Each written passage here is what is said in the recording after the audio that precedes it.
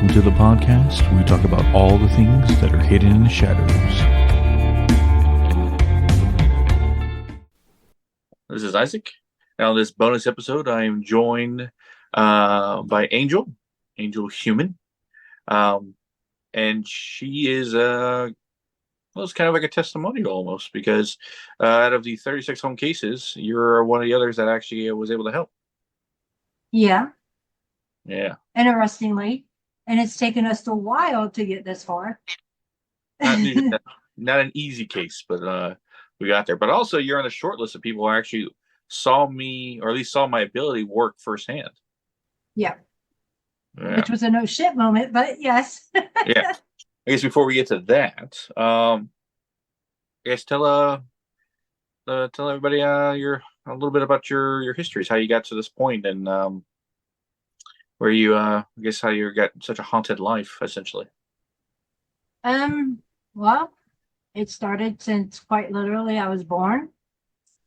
I've had abilities since I was born.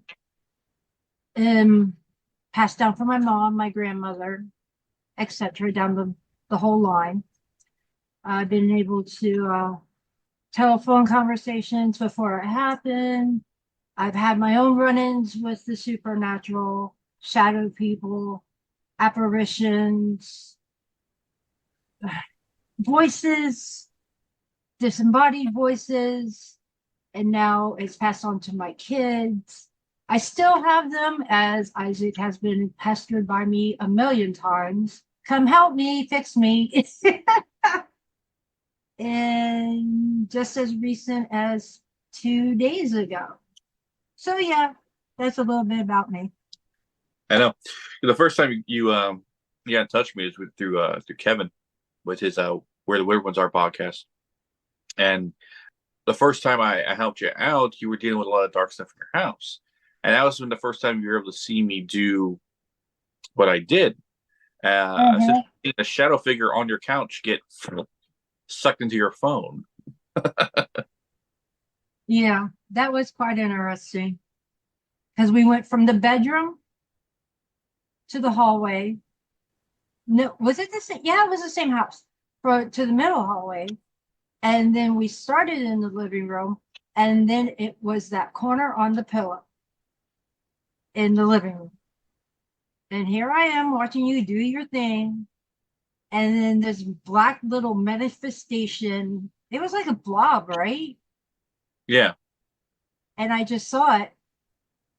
Not through my camera. I saw it. And I'm like, holy freaking shit.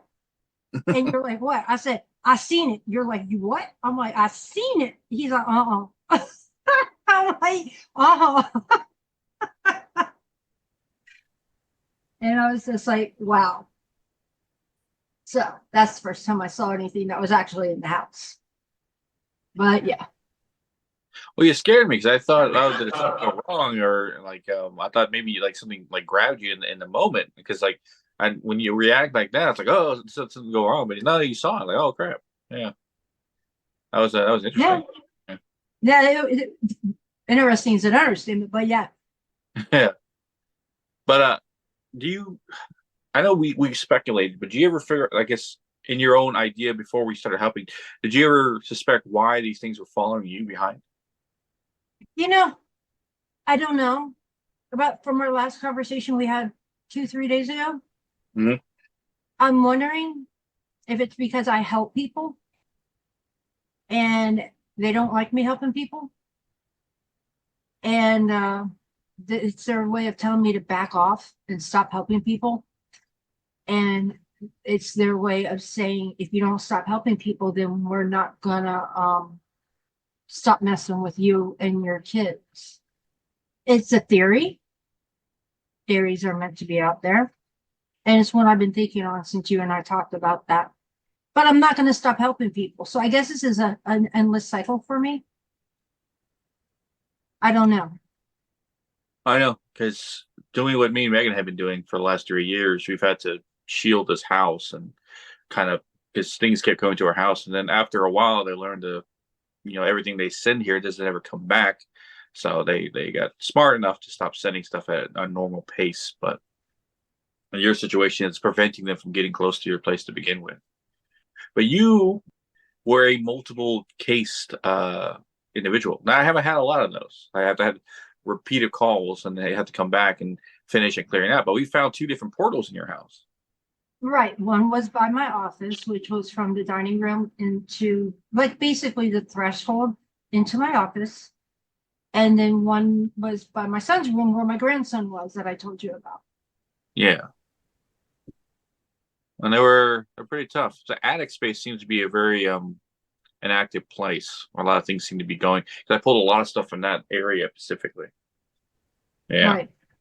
So I'm wondering if he maybe has attachments from his house, my grandson.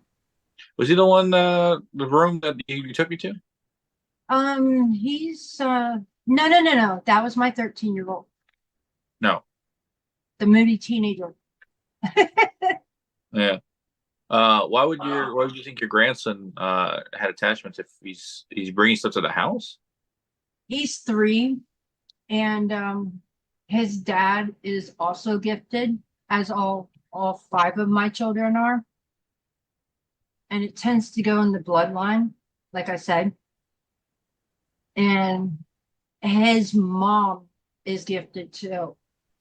So to me, it only stands to reason. And remember, I told you that portal where I felt upside down in water, that was right outside his bedroom, and there was one under his bed where he was sleeping. And also where I heard, "Oh God, not her again." That was right outside the door he was sleeping in. Hmm. Yeah, that was and how you described it, because the portal was like above. So if you would have felt like you were going up into it, it would make you essentially feel like you were upside down. Exactly. Yeah. Jeez. And then you actually helped her establish a new extension of her gifts. Not everyone needs it, but apparently you were a special case to establish a shield that not only is permanent, but also generates a central point that seeks and destroys any negative attachment area and energy in the home. She jokingly called it a Roomba that sucks up negative energy. Yeah. I'm sure it's working overtime right now. Yeah. But it's almost like a permanent sense of protection. She never needed to build it, but a few other people we've had to help with seem to be needed a little bit more because they're attracting things to the house. Like wherever they go, the case they do, wherever their job takes them, it seemed to be things we brought back with them a lot. Right. Yeah. And how do you go about helping people? I know we talked about it before, but for I guess people who don't know who you are. I learned how to help people from my mom because she used to help people. She used to do tarot cards. She used to do readings. She taught me how to do the Ouija board. Yes, I know I'm going to catch hell for that one when this airs, but that's okay because there's a right way to do it and there's the wrong way to do it. Angel, how's the right way to do it? Well, there's a lot of protection. There's a lot of, sitting in soul, there's a circle of soul, I found out not too long ago that you need to sage the board when you say goodbye for an extra layer of protection. I've been doing that, but that was before this house. So what makes me wonder, I don't think I've ever gone into detail with you, my house of hell. No, I haven't. By that look on your face, I have not told you about my house of hell. Well, we never described it that way, but go ahead. All right. We lived in Pennsylvania for 15 years. And as everybody knows, Pennsylvania, Gettysburg went through Pennsylvania really hard. And that was like the bloodiest battle ever. Well, a lot of residual energy was left over in Gettysburg, but we lived in Harrisburg. And the house we lived in the guy killed himself 2 years beforehand in that house. Now, it was a creepy house, but I wanted the house because I like haunted houses. Go fig. But it became so overwhelming that I was waking up with bruises on my thighs. I was getting smacked in the back of the head. And if you ever listen to my podcast with Kevin, you've heard about it. I went into really in depth. I think it was my first one, my roller coaster one, as I call it. Kevin will agree because I was all over the place. But I was getting bit. I was getting thrown downstairs. I mean, the whole 9 yards. I was pushed down in the basement stairs. I was told I was going to be put in a body bag, that I was wanted dead. I mean, anything you can imagine came from that house. And we lived there for 15 years. And I still wish I had those tapes. I would love to play them for you. But it got pretty bad. And I still have nightmares of that house, wanting me back in that house. I had a dream of a woman trying to kill me. And when I turned over to wake up, there she was with a knife trying to kill me. So I went through a lot in that house. Does it stay with me? Did they come with me? I don't know. But these are some of the things I dealt with. That was the worst part of most of my paranormal experiences I ever had to go through. I assume some probably came with you. They were really dark. I mean, really dark. Yeah. I won't say demonic. I'm going to say inhuman is what I would mostly say. But they were really dark. Well, the definition of a demon is something that's never been human. They don't always have to be the typical biblical Christian demons. Like, be other creatures that from other faiths and stuff like that wander our world. But in your situations, some of them might have been portraying themselves as human. Especially that one that says she's going to kill you. It's such a... there was about 3 of them. There was a woman, and there was 2 soldiers down in the basement. 2 soldiers said they would kill you? I was the only female in the house. Now, mind you, I had 5 sons at that time. And we caught EVP saying she dies and her in body bag. Oh, damn. Mm-hmm. Well, I know, because the 3 that I took from your house the first time we talked were relatively strong. I would say the lower level one was the shadow that I pulled off your couch. Then the next 3 that I took, well, one was a guy, and then whoever came through that little portal that was above and stuff like that. So I would say the first round of a-holes that I took, they were the ones that probably were there with you or came to you or followed you back. The second round were the ones probably came to the portal that was above your son's bedroom. Yeah. But since the last time we talked, and Megan did her spiritual Roomba thing, how's the that kills me. So she describes it. I was like, all right, because its only purpose to exist and to destroy darkness. Anyway, how's the energy in the house been? It's been fairly quiet. My hound, she's my special needs dog because I have anxiety, and she helps me with my seizures. She's not been acting up as bad. She stays pretty much to my side. So she's doing better. Was she acting up before? I can't remember you mentioning about her. Yeah, she does. I mean, in the old house we had before we bought this one, in my old office, there was always this guy that would stand in the corner of my office, always 7:30, 8 o'clock. She would stand up and growl right at him. He was always be in the shadows, always. Mm. But now my husband's German, she won't let me in the living room when he's home. And she never did that at the old house. Wait, she will or she won't? She won't. That's I strange. have to, yeah, she growls and she snarls and she will bite at me whenever I go from my office into the living room. And you know how the floor plan is. So when I go from my office, which I show you where my reptiles are, into the living room, she starts like heavy guarding him.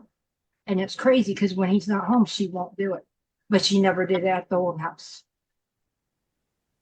That's strange. A couple of cases I've had in the last couple this month alone, of,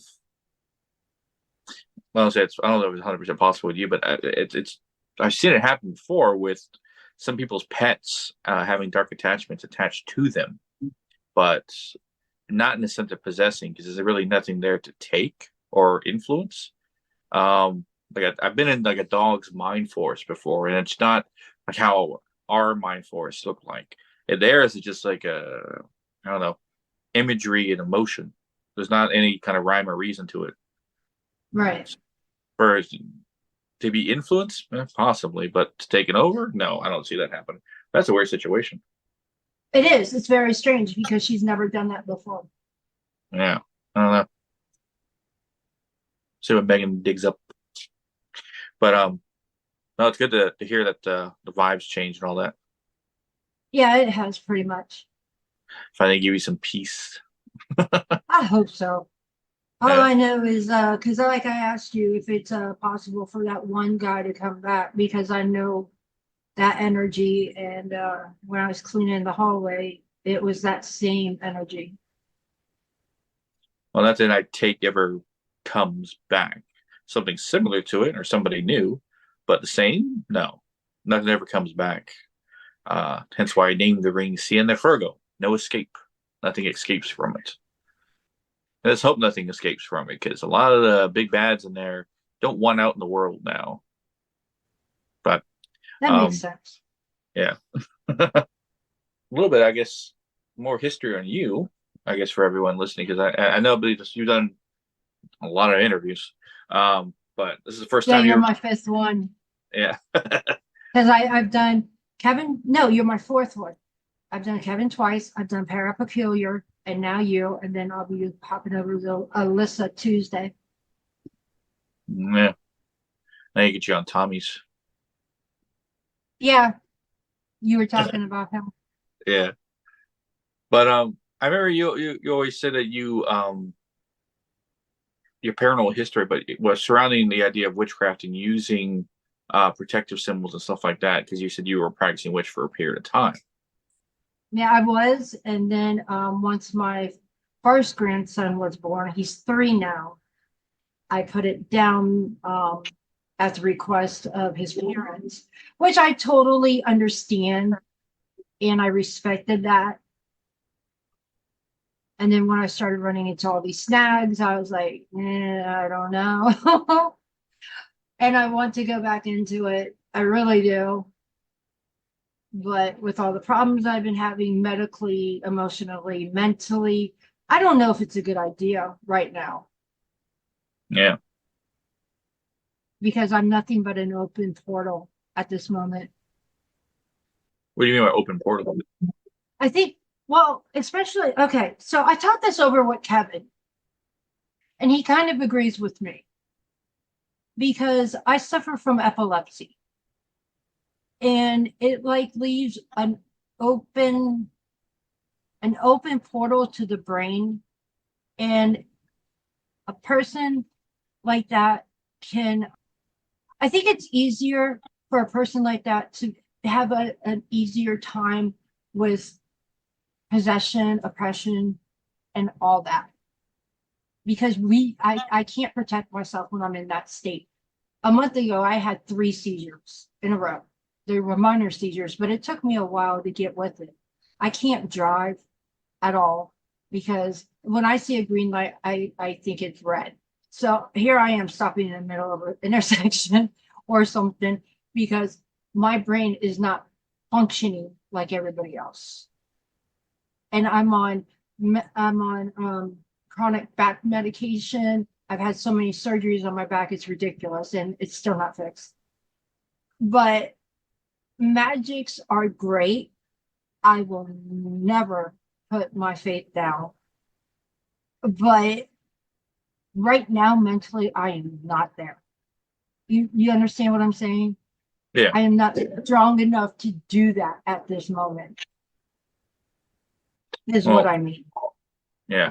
Well, when you get, I guess, find the strength again to get back to it, and then I would suggest to trying to dabble your hand at least in a sense of protection. Establish some forms of protection. Well, I do some protection spells. I do. I work on them. I send them to my children.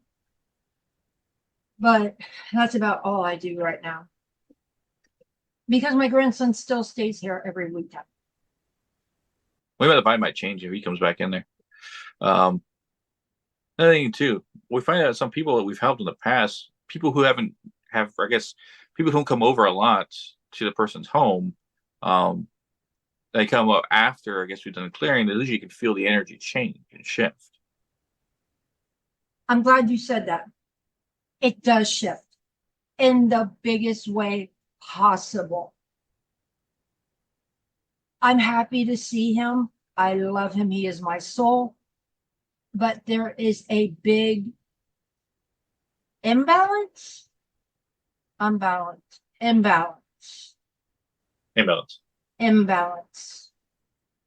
I have a steady flow of the way I do things. And the way I have the energy set up in the house is one way. But when he comes home with his dad and everything, the energy, it ripples in a very unsettling manner. And I don't understand why. Let's hope he doesn't have an attachment. I don't see how he would, unless he goes certain places, or his home, or wherever else he lives is bombarded by stuff. It's possible. Yeah. But I know we talked about the first hand, but I guess no one's really heard that conversation. But did you seek out anyone prior reaching out to me to help out with your situation? No, you're the only one. Yeah. Okay. So this is how it all started for me. And it's very weird how this whole journey for me began. I just started watching videos on Instagram with Down the Rabbit Hole, David, and he asked me to start commenting on his videos. Okay, great. He loved my stories. And then he said, I'm going to send you to Kevin at Where the Weird Ones Are. Kevin got interested in my stories. I'm sending you to Isaac. Okay, great. So here I am. I am with you now. So that's how my introduction to podcasting, I guess, has evolved. But yeah, at the entire time, though, previously dealing with all this stuff, you never tried to reach out for anyone for help? The only team I ever was back in Pennsylvania. And this is why I never reached out to anyone else. They told me it was in my head. They told me, now, see, when it comes to researching and investigating and things of that nature, I'm old school. I'm like Damien for Parapeculiar. You go with your gut and you go with intuition. I don't believe in the instruments of things. I believe in doing things old school. So they came in and we had a few light fixtures. If I forget words, forgive me. It's my brain's not wired correctly. It's from the seizures. And they had some bare wires. So they said everything I was experiencing was either high EMF, cross wires from the lighting outside. It was easy scientifically explained away. And I'm like, I've been doing this my entire life. How can you tell me this? So after that, I was like, nobody's going to believe me Why should I seek anybody out? So after finding David and working for him for a while, and then I trusted Kevin because I felt their energy, and they seem like very solid guys, like guys I could actually like go and have a hamburger with and a beer and just chill, you know. And then they recommended you, and I'm like, what do I have to lose? Somebody else telling me I'm insane? So I thought, okay, what the hell? He's a shaman. I've met one other shaman in my life, and he was dead on with everything else he said. So that's why I tried you. Everything has been taken care of for the most part. For the most part. Yeah. So we'll see how it goes. But yeah, so I figured if I can't trust you and you come highly recommended by two of my good friends, then who can I trust? What's weird, I never really described myself as a shaman. I use the terminology shaman to basically try to explain what I can do. If I am a shaman, I'm a shaman that was kind of born to do it versus having to be trained to do it. Like it's a natural ability to what I can do. But I remember I tell everyone, you're gonna have to explain me to somebody in any kind of formal way. I guess use shaman, because that's the best example we have right now to attempt to explain what this guy can do. So, and that's what I told Kevin. I was like, yeah, you recommend me to anybody. I guess use the word shaman because that's the closest thing you're gonna find. Yeah, you remind me of that guy I met one time, and I never saw him again. And he was a great guy. But I can trust what you do, and I can trust what your wife does. Did you feel? I know because you saw what I did. I was curious though. Did you kind of sense when she's around? Did you feel her what she was doing? Actually, no. Yeah. No, she's pretty good at staying stealthy at what she does. I'll tell her that. She's good at being sneaky. Yeah, she is. She's really good at being stealthy at what she does. I had no clue when she was doing what she was doing. But for the listener, shall we mention when I did not want to talk to you, even though I liked you, because I hated you at the same point, and I never wanted to do this.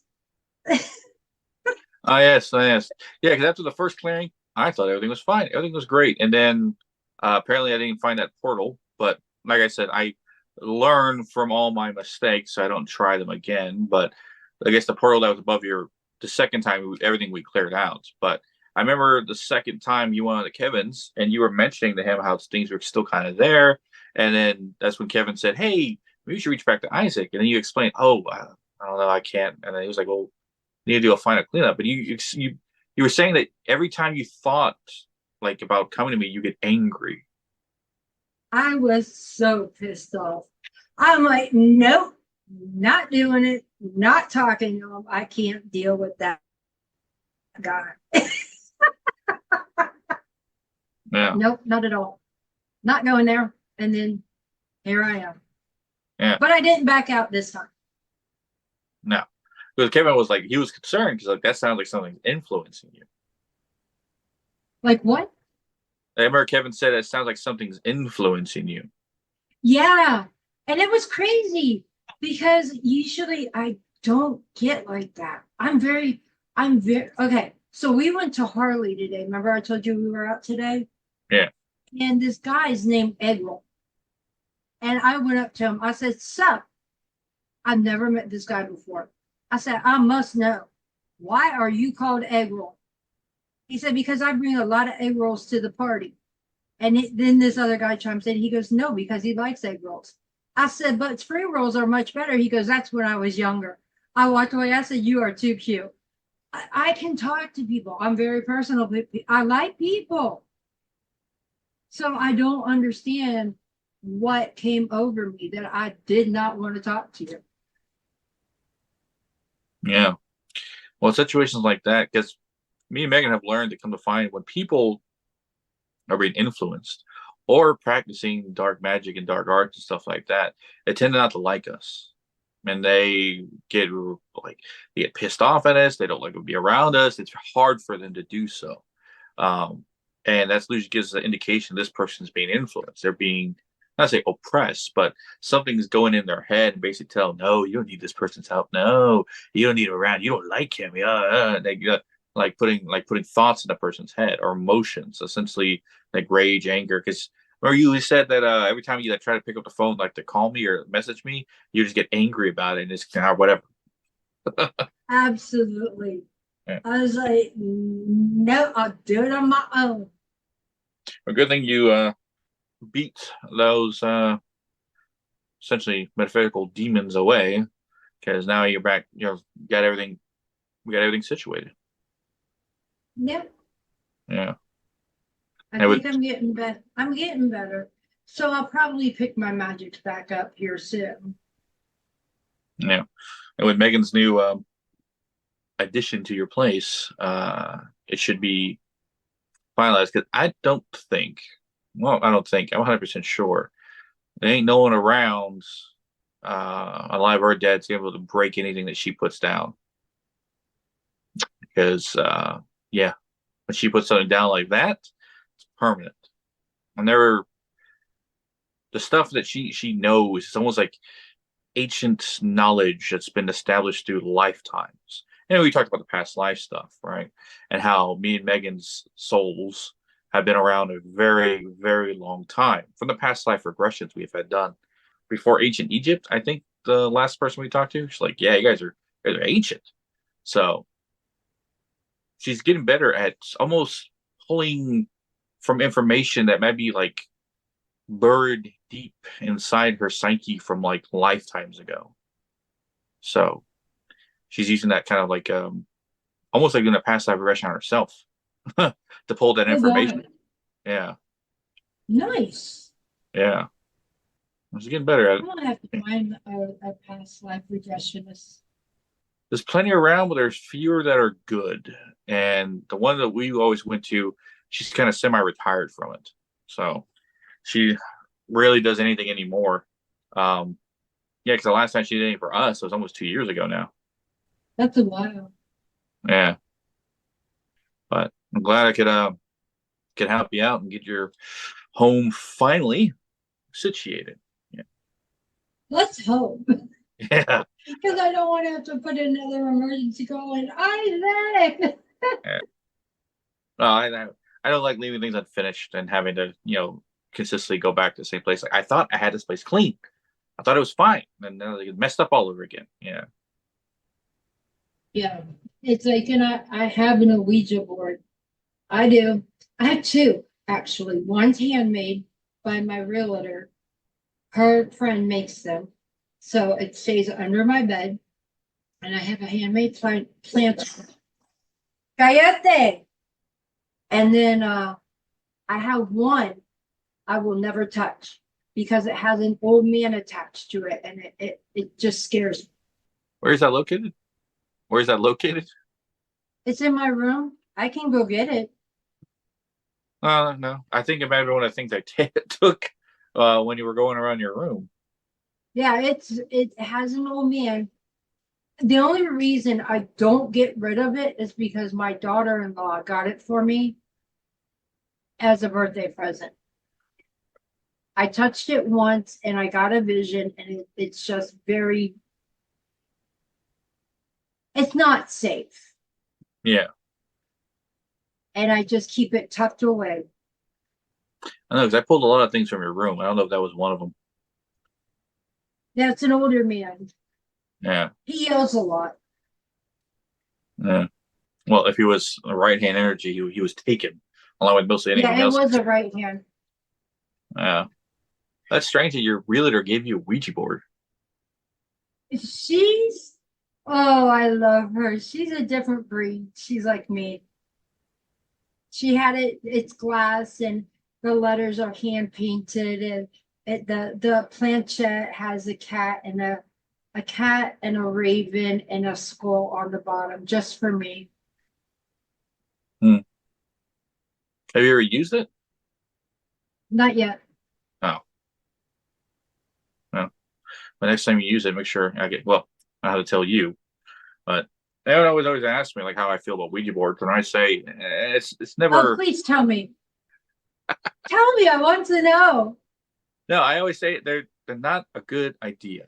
But that if you know what you're doing, if you know how to properly close and you know when something bad's around, when to shut it down, instead of getting curiosity about it and continue to go down deeper. If you know all the proper techniques, yeah, it's a useful tool. But not everyone knows that. Not everyone understands how to properly use it, how to properly close it, when and when not to use it in the situations to call for it. It's just people just see it, oh, access point to the side, let me use it. And then, of course, a lot of bad things have happened throughout it. I think it was this old psychic I heard one time. She said, it's like having a house party and yelling free beer out your door, and you don't know who shows up, right? It could be friendly people, it could be nice people, and there could be some people that are nefarious to the situation. So you never know who shows up. So is it safer not to do it? Yeah. But if you know what you're doing, then I guess you'll be fine. But the same situation can be said about using a spirit box or anything like that, because you're essentially trying to communicate with the other side. And I always said, it's not the Ouija board that's evil. It's the act of what you're doing. You can make one out of cardboard and just write down, the symbols and stuff like that and make it your own way. It'll still work the same as if one you bought from the store. Yeah. For some reason, I've always wanted one that was 1923. I don't know why. Yeah. It's just that date. I thought you said you wanted a Ouija board from 1923. I was like 15, 16, 1923 stuck in my head. Well, that's the height of seance time. People using them all the time in that period. Maybe so. Maybe that's what it is. Because I know that, no, that wasn't the Civil War. That was way back when. But yeah, 1923 is the date I've always wanted a Ouija board from. Yeah, one from that time period, especially if it was well used, would have a lot of energy attached to it. That's for sure. Yes, sir. That's when the seances are at the top. And funny enough, seances are our next episode, or by the time this episode comes out, most likely already be out at the time. But yes, you were talking about that. Yeah, that's crazy. that was a crazy time that no one ever. No, it was two things from that period. No one ever does seances anymore. Well, at least they probably do, but not at the height that popularity that they were. And one thing that's strange is I've never seen or ever heard of, or even with our current technology, have seen ectoplasm. No one has shot a picture of it, recorded video of it from anywhere at any time in the last, 60 to 70 years. Do you think that was an actual thing or staged? At this point, you most likely think it's a bunch of bullcrap, because if it was a real thing, shouldn't we have had already footage of it, pictures of it, seen it, anything like that? Absolutely. Yes. Nothing. You tell me it only existed in the 20s, in the early 30s, and then that's it? Never again throughout history? Because, think about it. Spirituality was big in the 20s, right? Yeah. But it's even bigger now, even though it's a lot of bullshit. Because a lot of people are bringing their EMF and everything else into it, right? But wouldn't you think it would be easier to be on an investigation and fake ectoplasm? Nowadays, yeah. But it's something that a lot of current paranormal investigators do not know about or haven't studied enough on to even attempt it. I don't think they have the cojones to attempt it. Yeah. I think that's the whole thing, because they know they would be caught, and then their whole channel, everything would be gone. One thing I always like to ask most people that I've helped in situations like yours and other cases, granted yours is always like a lifetime of hauntings, and of course challenging me in the misses to get stronger at it. But if there was someone out there listening to this episode that might have been on the fence about reaching out to me for help, what would you say to them? I would say, instead of being should I or shouldn't I, that took me, when's the last time I seen Shane? 20 years ago, that long to figure out, do I need to get help? Trust your gut and get help. Don't let people tell you you're crazy when you know you're not. That's what I would say. And I'm probably one of the most open-minded people when it comes to this stuff. Absolutely. Because never once have you said, no, I'm not doing it again, or talk to me. What's going on? Let me see what I can do. Yeah. That's what you've always said to me. Yeah, because I hate the idea of someone suffering at the hands of darkness, because I had my own experience it before I had my abilities. And I know I'd never want anyone to go through that experience. So if I can make that's what makes us different than everybody else. Because you've been through yours, I've been through mine, and that's why we keep helping people. actually a good place to end it too. Angel, where can everybody find you? You can find me on, let me see if I can remember, because I had a hard time with Kevin the last time. On you can either email me at feather_waterfire yahoo.com, at yahoo.com. Let me get that straight, or you're never going to be able to find me. And on Instagram, it's Angel Hinman, HINMAN. All right. And as always, guys, you can catch our social media at Hidden the Shadows Podcast on Instagram, Hidden the Shaw 6 on X, Hidden the Shadows Podcast 2 on TikTok. The links to all our social media and always list those at hiddenshadowspodcast.com. And if are you dealing with things in your house that are paranormal and need help with any kind of situation, either small or big, it does not matter. Easy reach out to us on our Instagram, Hidden Shadows Podcast, or on our paranormal page, Hidden Shadows Paranormal, which is a paranormal team. And message us there as well, or message the website, or if you have Facebook, I believe we have Facebook as well. You get messages through there. Any way that you can get to us, please do so, and don't hesitate to reach out. But Angel, I appreciate you coming on and giving me a little testimony about our case we had to help your house out with. Let's hope it's not again. Yes. But as always, we'll catch your widows in the next one.